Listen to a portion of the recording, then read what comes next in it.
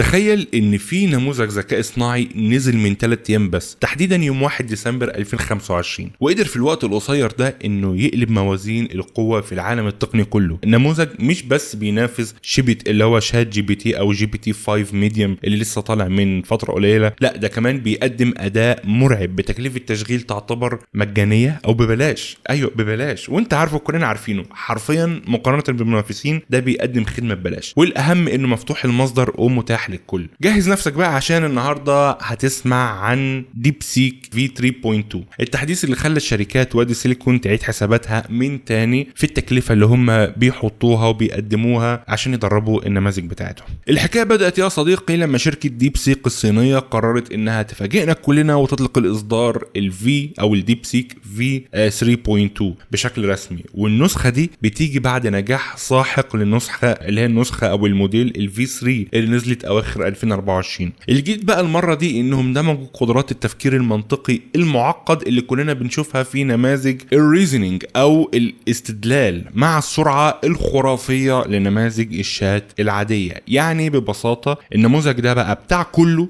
تسأله سؤال سريع يجاوبك في لحظة، تديله مسألة معقدة يعني وتشغل وضع التفكير يحلها لك بتفصيل ممل. وانا عن نفسي الصراحة كنت بستخدمه، بعد كده بطلت الفترة، بعد كده استخدمته تاني بعد التحديث ده وابهرني الحقيقة. لو دخلنا في التفاصيل التقنية شوية، النموذج ده لسه محافظ على معمارية MOE اللي احنا اتكلمنا عنها كتير جدا، او اللي هي اسمها ميكس اوف اكسبرتس او مزيج الخبراء، اللي بيتميز بديب سيك وكمان شات جي بي تي وجيميناي، وكلهم بيستخدموا المعمارية دي اصلا كون انها الافضل على الساحة. والمعمارية دي فكرتها عبقرية جدا وانا اتكلمت عنها كتير جدا. تخيل ان النموذج ده عنده 671 مليار بارامتر، اللي هو طبعا ديب سيك في 3.2 عنده 671 مليار بارامتر، وده رقم ضخم جدا. لكن لما بتيجي مثلا تسأل سؤال، هو اكيد مش هيشغل كل المليارات من البارامترز دي او المعاملات دي دفعة واحدة، لا هيستهلك طاقة جبارة لو عمل كده ووقت كبير جدا كمان. وانما هو بيختار بذكاء عدد محدد جدا من اللي هو البارامترز، الخلايا اللي المفروض ان هو يشغلها. اتكلمت عن الموضوع ده كتير فعلا، وهي اسمها الخلايا العصبونية، وده بيخليه سريع جدا كأنه حرفيا نموذج صغير، او كأنه بالظبط نموذج بعدد بارامتر صغير وسريع جدا معاك، ونفس الوقت ذكي جدا. يعني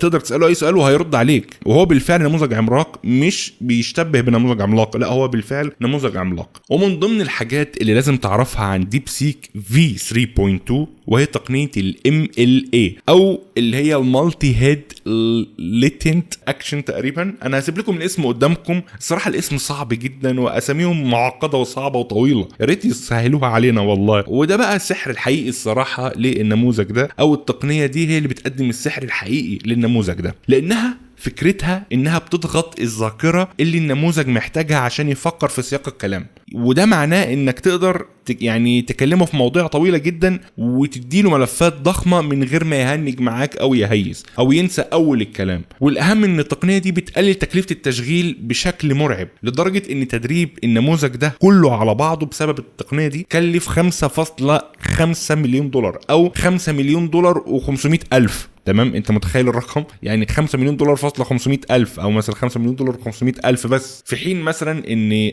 نماذج ضخمة زي شات جي بي تي 4 او 5 او غيره، النماذج دي كانت بتعدي ال 100 مليون دولار. انت بتتكلم على ارقام خزعبلية حرفيا في التدريب، اذا كان من جوجل او شات جي بي تي او غيره. دايما الصين بتتفوق في نقطة التكلفة دي. الخبر المثير بقى واللي موجود في التحديثات الرسمية واللي كل الناس بتتكلم عنها، وهم انهم نزلوا نسخة خاصة اسمها ديب سيك في 3.2 سبيسيال او سبيسيال باللكنة الاسبانية او البرتغالية. ودي نسخة مؤقتة ومتاحة لحد يوم 15 ديسمبر 2025 بس. النسخة دي معمولة عشان تكون استعراض عضلات، بتقدم اداء اعلى وسرعة استجابة مش طبيعية، والشركة اتاحتها بنفس سعر النسخة العادية عشان المطورين يجربوها او يجربوا اقصى قدرات النموذج قبل ما يتم دمجها في النسخة المستقرة النهائية. فلو انت مطور فدي فرصة ذهبية ليك تلحق تجرب الوحش ده قبل ما يختفي. وللعلم هو اصلا يعني النسخة دي موجودة بشكل مجاني اساسا على الموقع الرسمي. لو انت دخلت عندك على الموقع الرسمي بتاع ديب سيك هتقدر تستخدم عادي اللي هو الفي 3.2 مجانا،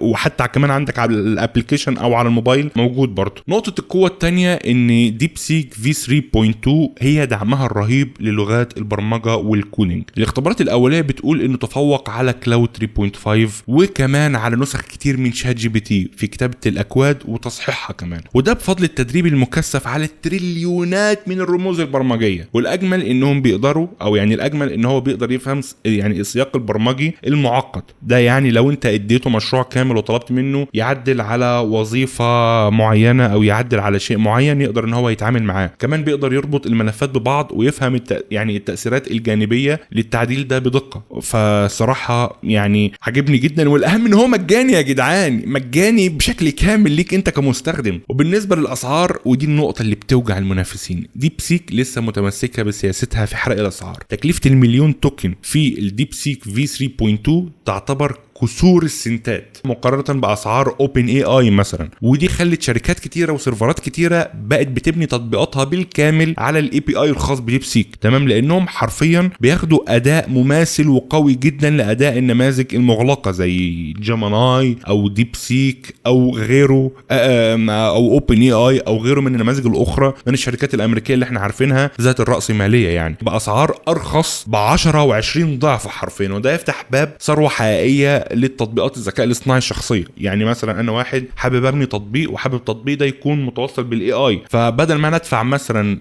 يعني فاتوره اخر الشهر بالاف الدولارات، لا ممكن ادفعها بمئات الدولارات، هيوفر عليا كتير. انا النموذج ده كمان يا سيدي بيجي بوضع اسمه التينك مود، مدمج جواه، وده تطور لنموذج الار 1 اللي كان مخصص للتفكير بس. دلوقتي بقى انت بتقدر تستخدم الاي بي اي او الشات داخل، يعني في مدمج اللي هو الوضع ده اللي هو التينك مود. وكمان تقدر تطلب من النموذج انه يفكر قبل ما يجاوب، فيبدا يكتب خطوات التفكير قدامك في اللي هو القسم بتاع التفكير ده، ويراجع نفسه ويصحح اخطائه قبل ما يديك النتيجه النهائيه. الميزه دي كانت مفصوله من زمان في نموذج لوحده من ديب سيك، دلوقتي بقى جزء لا يتجزأ من اللي هو الفي 3.2، وده بيخليه قوي جدا في المسائل الرياضيه والفيزياء والتحليل المنطقي كمان. اخيرا اللي بيحصل مش مجرد تحديث، دي رساله قويه ان النماذج مفتوحه المصدر او النماذج الصينيه بشكل خاص تمام ما بقتش مجرد بديل رخيص، دي بقت هي القائد في التطوير. ديب سيك في 3.2 بيثبت انك مش محتاج مليارات الدولارات او مزارع سيرفرات لا نهائيه عشان تعمل ذكاء اصطناعي عبقري. كل اللي محتاجه هندسه